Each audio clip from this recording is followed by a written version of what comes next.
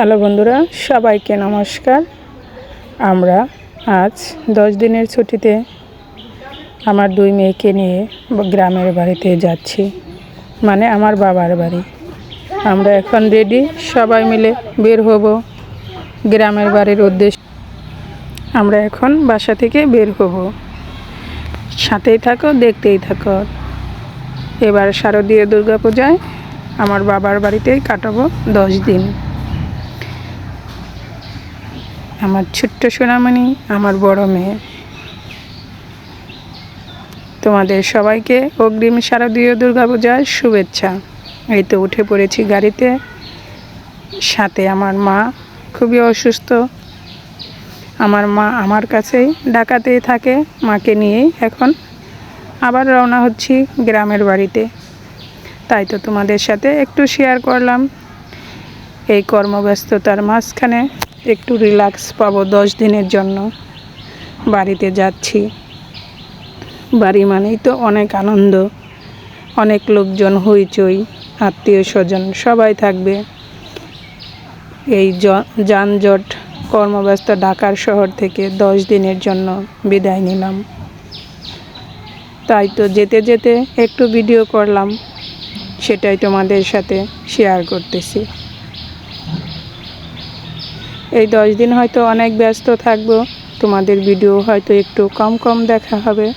তবে প্লিজ কেউ আমাকে ভুলে যেও না। আমি তোমাদের ভিডিও সময় পেলে সবার ভিডিওই দেখে দেব, যারা প্রতিনিয়ত আমার ভিডিও দেখো।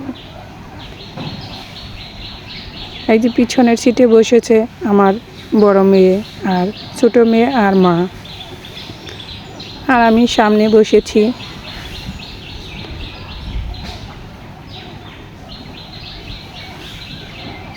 আমার বড় মেয়ে তার দিদাকে সে খুবই ভালোবাসে এবং অনেকটাই যত্ন করে।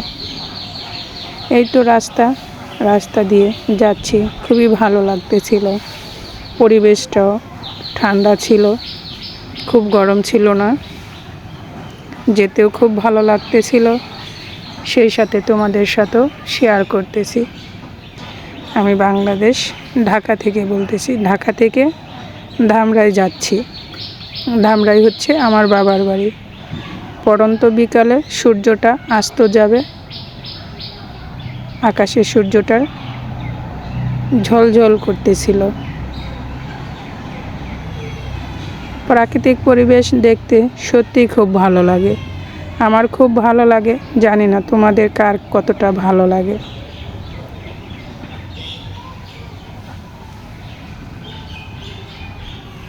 প্রতি বছরই দুর্গাপূজা গ্রামের বাড়িতেই কাটানো হয়।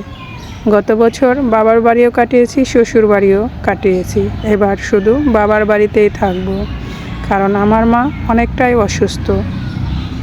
তাই তো এবার আর ময়মনসিংহ যাওয়া হবে না, এবং শ্বশুর বাড়িতে কেউ ওরা যাবে না। আমার হাজব্যান্ডরা 3 ভাই এবার ঢাকাতে থাকবে। আমরা চলে এসেছি আমার বাবার বাড়িতে।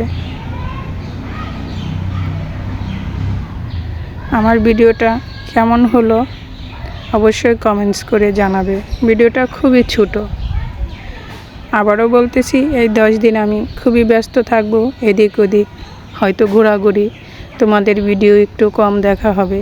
প্লিজ তোমরা কেউ আমাকে ভুলে যেও না, পাশে থেকো, আমিও পাশে আছি।